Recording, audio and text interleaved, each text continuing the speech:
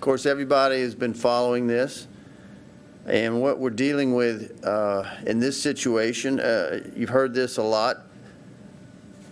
Each emergency event is different. Hurricanes, floods. In this case, it's a tropical storm, which is not to be taken lightly. It will be primarily a rain event. We'll hear more from Mr. Grimion in a minute on that. But we're going to start today first with taking things in order of what has happened. We're going to ask Police Jury President Brian Abshire to come forward to mention our official status under the declaration of emergency and give a few words. Brian? Thank you. Earlier today, I issued a proclamation of a state of emergency ahead of Tropical Storm Nicholas following the governor's action. In just a little while, you're going to hear from Dick Grimion, Director of OEP, and also Sheriff Tony Mancuso.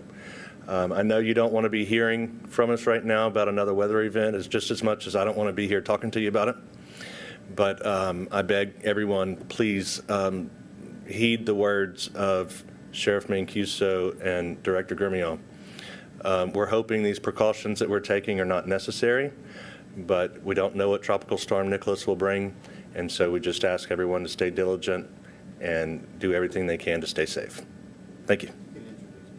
And up next is Director Dick Grimion with the Office of Homeland Security and Emergency Preparedness. Thank you, Mr. Abshire. As Brian mentioned, even though this is a tropical storm, it's not something that we should take lightly. It's primarily going to be a rain event, but there could be some other factors involved. I'm going to go over the threats, and then we'll talk a little bit about that. The primary threat here is rain. A slow-moving tropical system is a great rain producer. They're calling right now for tomorrow 5 to 10 inches. With some areas of locally heavy rain, that could be up to 10 to 15 inches. And if you'll recall what happened in May with the floods then, that was rain in that order. So it's not something to be taken lightly, and it's not just a rainstorm. It's more than that. The good news is there's not much wind that's going to cause damage to power lines or anything like that. So that is a good part of it. This system will produce some storm surge. They're thinking 2 to 4 feet in some areas. That should not affect too much in southwest Louisiana to be a point of danger. River flooding could happen later in the week. Depends on how much rain we get. We're thinking primarily on the Calcasieu River, although we are monitoring the Sabine River as well. If they have a lot of rain in North Texas to go into Toledo Bend, that could affect the Sabine River. And last thing I want to mention is driving in water. And I think the sheriff is going to cover this as well, but every time we have a flood, we have numerous people who think they can drive through flood water, and they get out there and they endanger themselves for one thing, but then they ruin their car also. So we advise people tomorrow would be a good day to stay home if you don't have anything to do. We certainly don't need people out riding around just to see what's going on. We can tell you it's going to be raining, and it's going to be raining probably a lot. So just take precautions. If you have to venture out, make sure that you can see the road that you're driving on. Never drive into a situation where you can't see the bottom of the road. The best thing to do is if you get in too deep, just back up and go back the way you came from. And with that, I will turn it over to Sheriff Mancuso.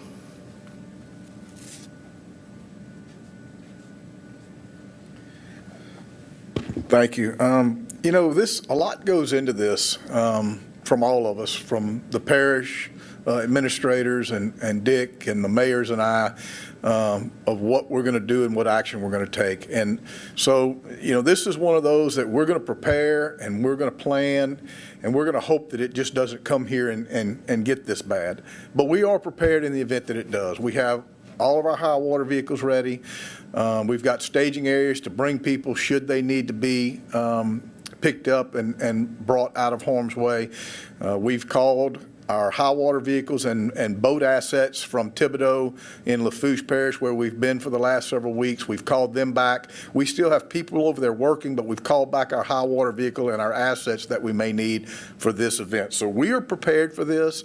We have the National Guard here.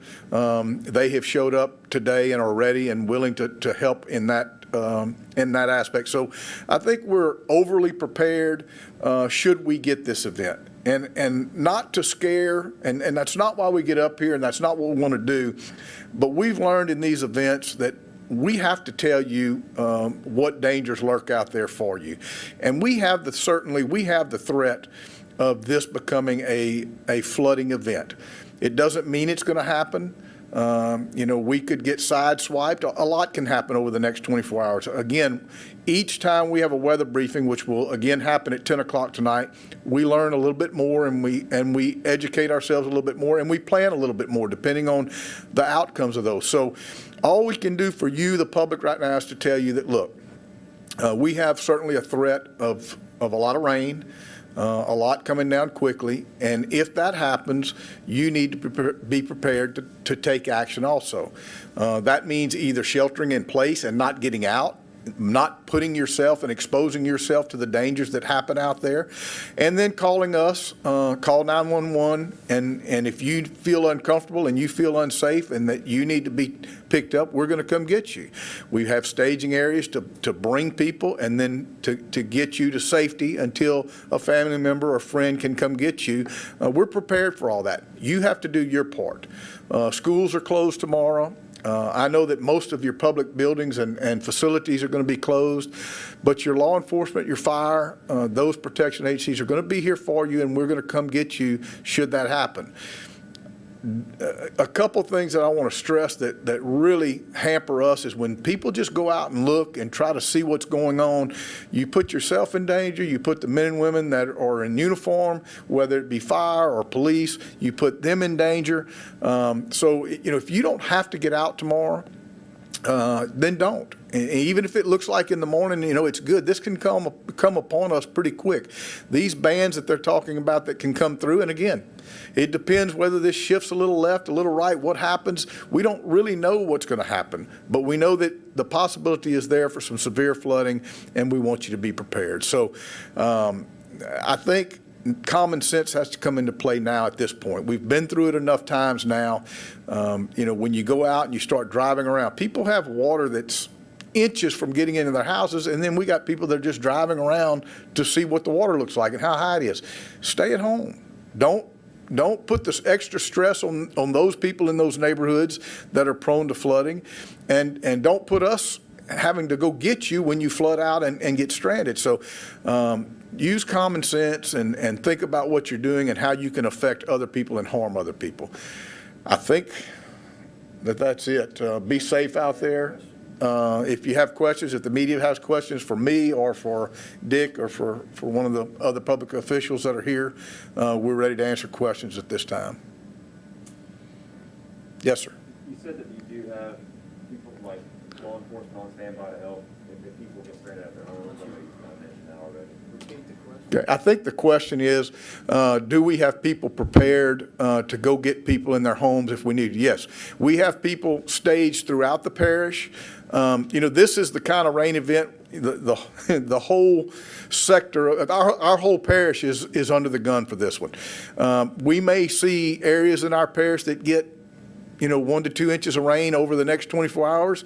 We may get one area that gets 10 to 15 in a short period of time. We just don't know that. Again, we go by our weather briefings and what could take place. Doesn't mean that's what's going to take place. We get 8 inches over the next 24 to 48 hours. We can probably handle that.